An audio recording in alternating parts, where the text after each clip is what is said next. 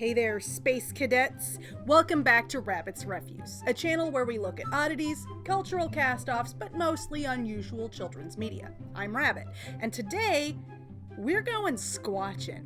So I stopped and I looked to the left and I immediately made eye contact with a big hairy hominid. I knew the only thing it could be was a Bigfoot.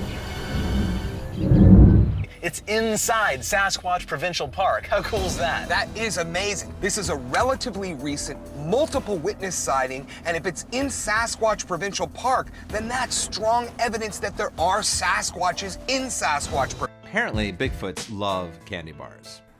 What are you saying, I'm fat? No, not fat Bigfoot. It's just, you know, the camera adds 10 pounds, and Sure. I just, you know... I've heard that before. I'm ready to head out to the woods after this, and I know that I will find a Bigfoot this time. I mean, it's gotta happen eventually, right? Today's film is called Bigfoot, the Unforgettable Encounter. And it wasn't bad. Really. I mean, it wasn't great. Granted, it was just tolerable. We'll be right back. Hi, may I take your order? Hello? Hello? Hello? Just a reminder, the fries you go out for are now in. Fast fries from Orida. And now, our feature presentation. Bigfoot, the Unforgettable Encounter is a PG-rated family adventure film from 1994, written and directed by Michael Eubanks, and starring Zachary Ty Bryan, Matt McCoy, David Raish, and Crystal Chappell. Corey has a very extensive filmography, but oddly enough, it's not for writing and directing. He's actually a badass stuntman.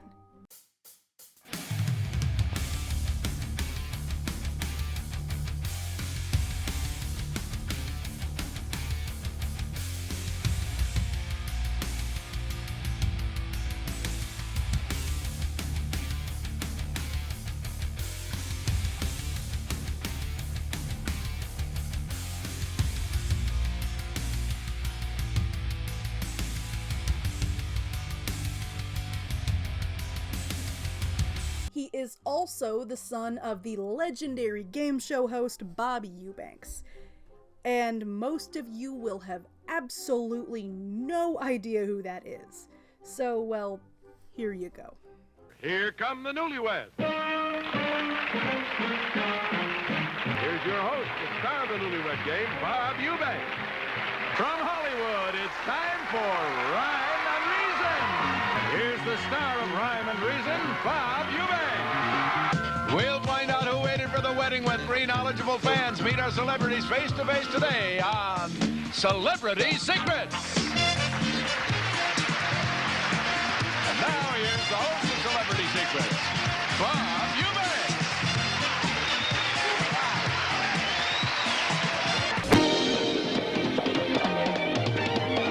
Welcome to Dream House. And now, here's the host of Dream House, Bob Eubanks. Zachary Ty Bryan is a now former child star. His best known work is a very popular TV sitcom called Home Improvement.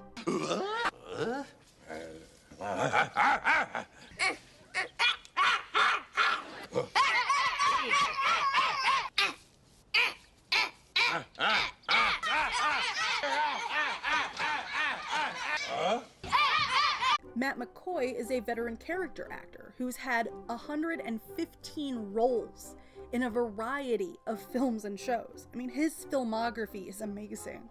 And Matt is only outdone by David Raish, who is also in this film and has over 136 films in his filmography. That is genuinely impressive. And let's not forget Crystal Chappell.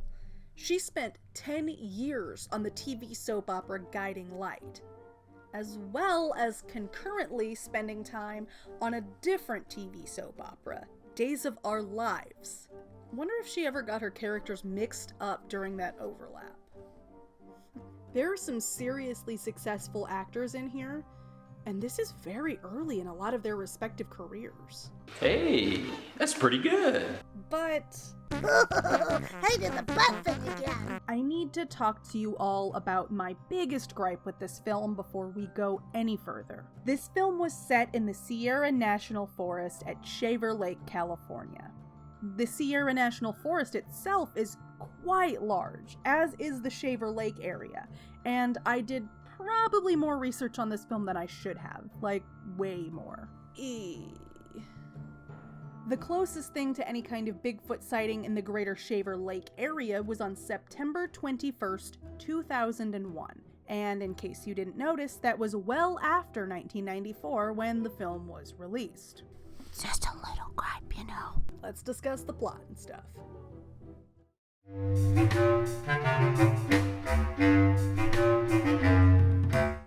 The film opens on a group of hunters out on the lake when they've spotted Bigfoot. And we flash forward to later on that night when the gang is sitting around a campfire. The men who saw Bigfoot are recounting their story to the ones who weren't present at the time. Unsurprisingly, they aren't believed, and all of them collectively continue to get hammered and party on.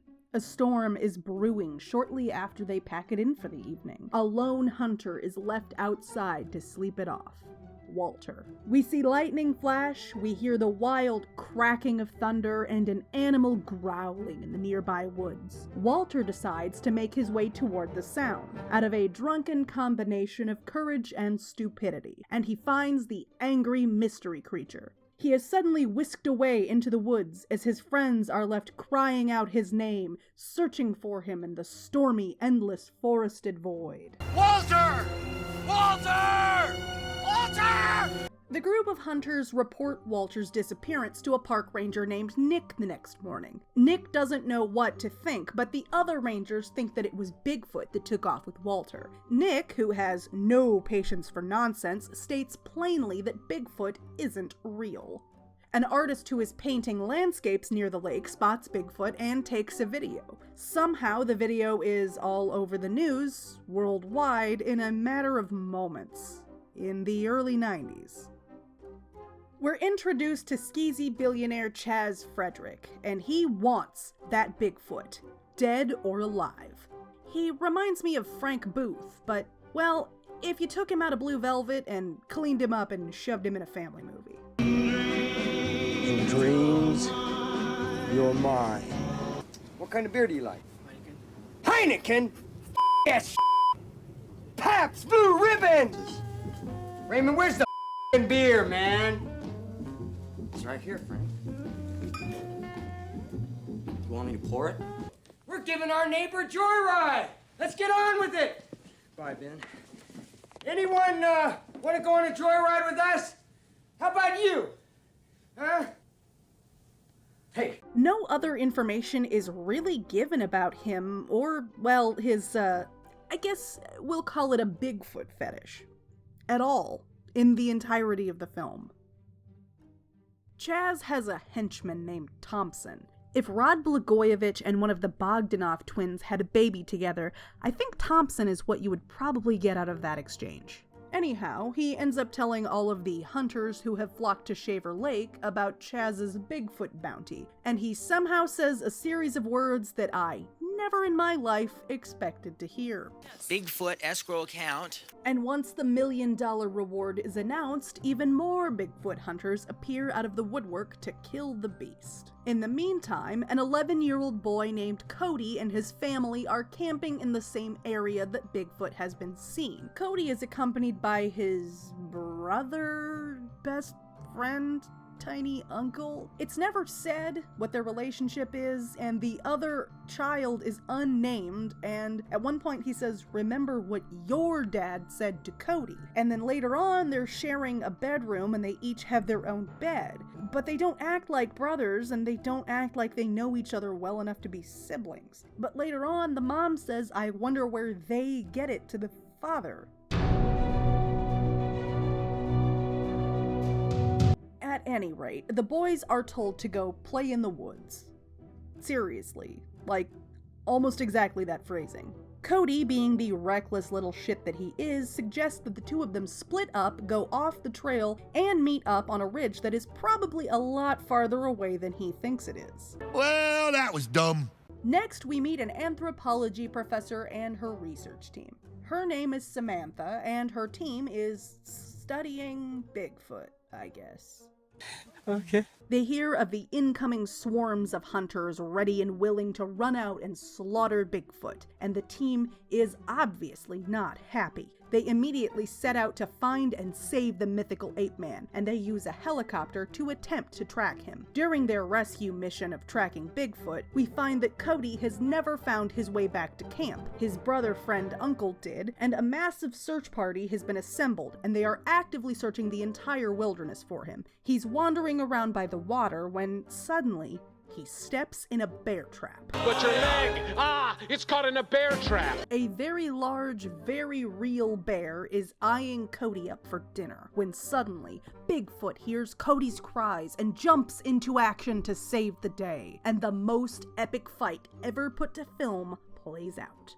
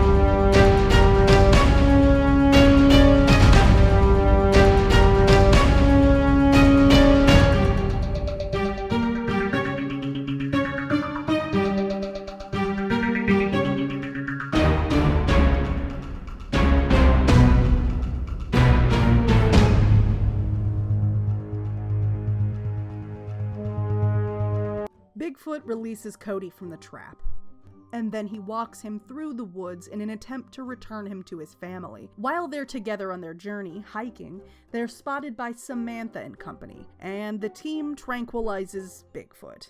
They take off in the helicopter with Cody inside and Bigfoot in tow. Cody's family is beyond relieved to see him, but the people around them act like nothing important is happening, while a rescued boy has been returned to his family, and Bigfoot is caged up right before their very eyes. They take Cody to the hospital to have his wounds checked. He also sticks to his guns with the truth about Bigfoot saving his life. A lot of people don't believe him, but most do. Later, when the boys are laying in their respective beds talking, he reveals his guilt for Bigfoot being held captive, and the boys make a plan to sneak out in the dead of night and break Bigfoot out of his cage. The following morning, Samantha is devastated, and Cody fesses up almost immediately. Samantha lets Cody know that since there are hundreds of hunters out in the woods looking to kill him, that Cody probably just sent Bigfoot off to his death. Not wanting blood on his hands, Cody decides that he needs to help them track Bigfoot and recapture him. So they all band together and they take off into the park looking for him.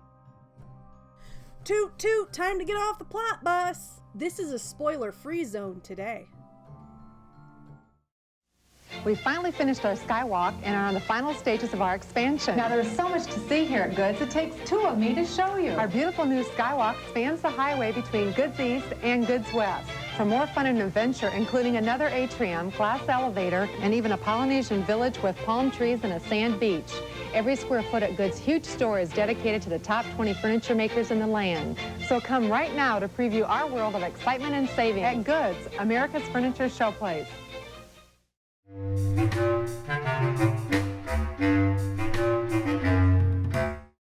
There aren't many highlights in this film, but the ones we get, a lot of them are solid gold. This scene reminded me of Tropic Thunder more than I originally cared to admit.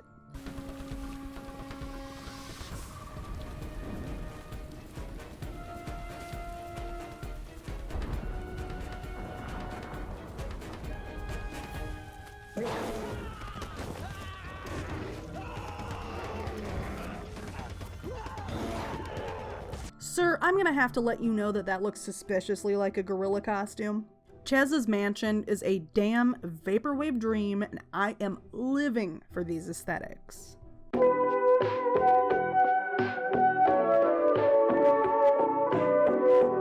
I am reiterating, this line was actually spoken in this film.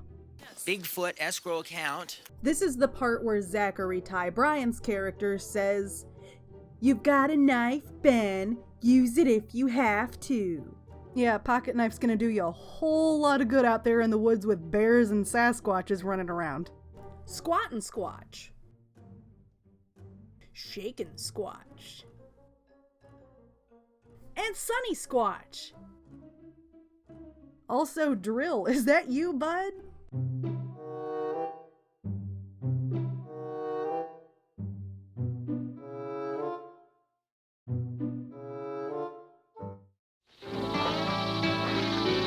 So, what do you think? You're right. Diet Dr. Pepper does taste more like regular Dr. Pepper. Diet Dr. Pepper. The taste you've been looking for.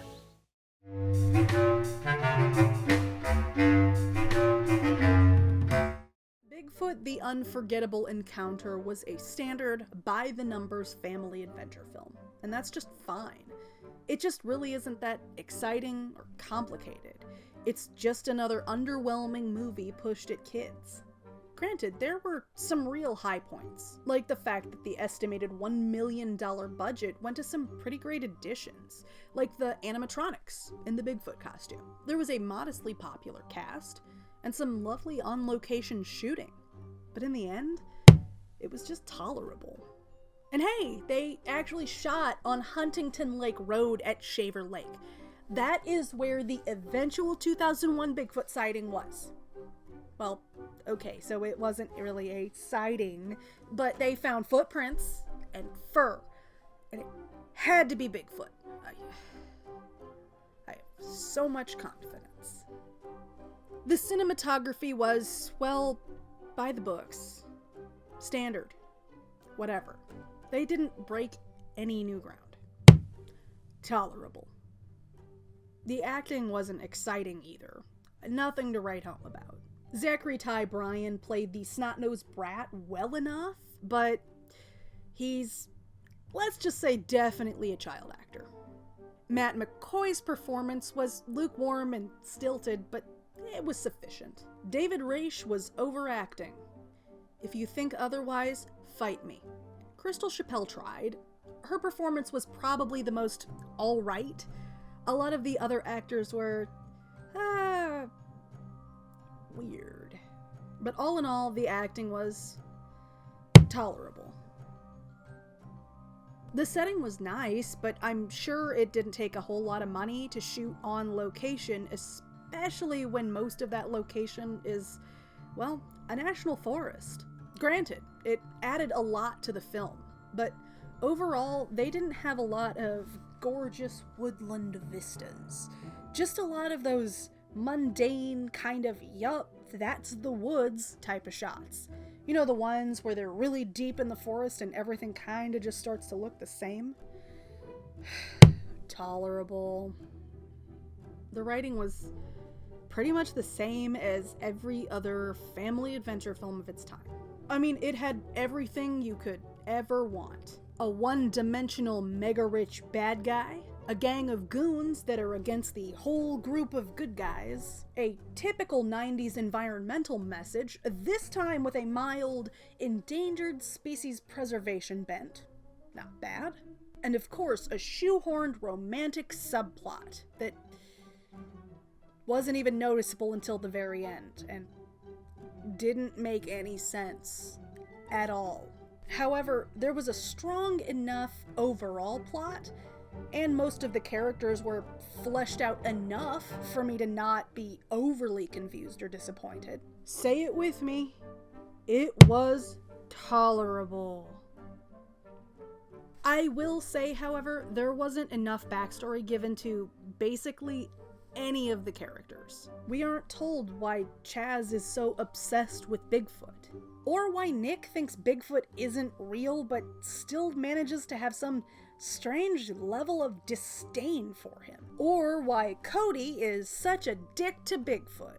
If there's one thing that I really appreciate and adore about living in the United States, it's our national parklands and our national forests. Being able to go out and enjoy beautiful vistas and take in the wonder of our natural world is something to truly behold. So I give big props to Michael Eubanks for name-dropping a national forest. These protected lands house important ecosystems, and they support some of our endangered species. It's also important to our environment as a whole to protect our woodlands and our wetlands. Trips to national parks and forests are a great way for people to witness their importance and majesty firsthand, thus getting more people involved.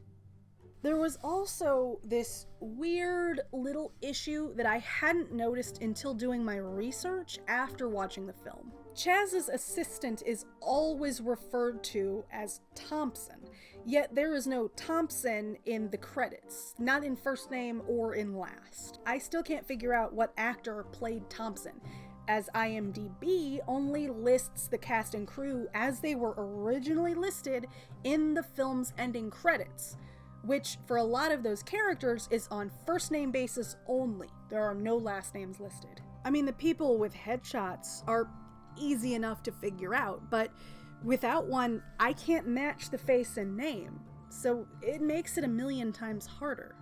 So it was a little strange, really, and I spent quite a bit of time trying to figure this out. But then I came to a realization. It really didn't matter to me. At all. If I had to sum this film up in one word, well, my first inclination is to pick mediocre, but it's not the right one. I don't know what that word would be. If you're bored enough to watch it, it's available right here on YouTube in its entirety. A link will be in the description as usual. Whatever. Let's go squatchin'.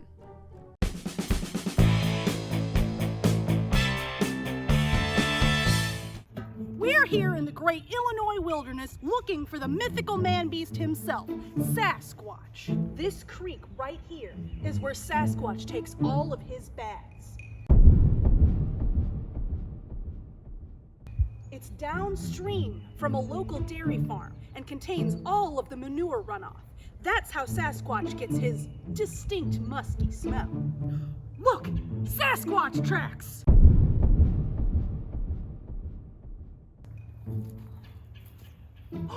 Chuck Taylor's! It figures he'd be some kind of hipster. Sasquatch droppings.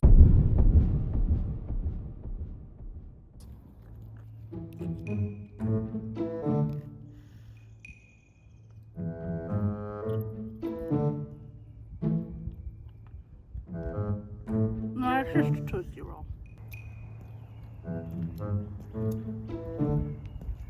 You there, sir! Have you seen any Sasquatches around these parts? No. Are you sure that you're not lying to hide this from the government so that they don't know that you know, so that they don't know? No. What? Wait, what? Are you lying for the government? No! This is making me very uncomfortable. I'm leaving. Get back here, you coward! You keep following me, I'll call the police! Okay, forget it. Forget it. That's the one word! Thank you, sir! Go away! The one word that I would use to describe Bigfoot, the Unforgettable Encounter, forgettable.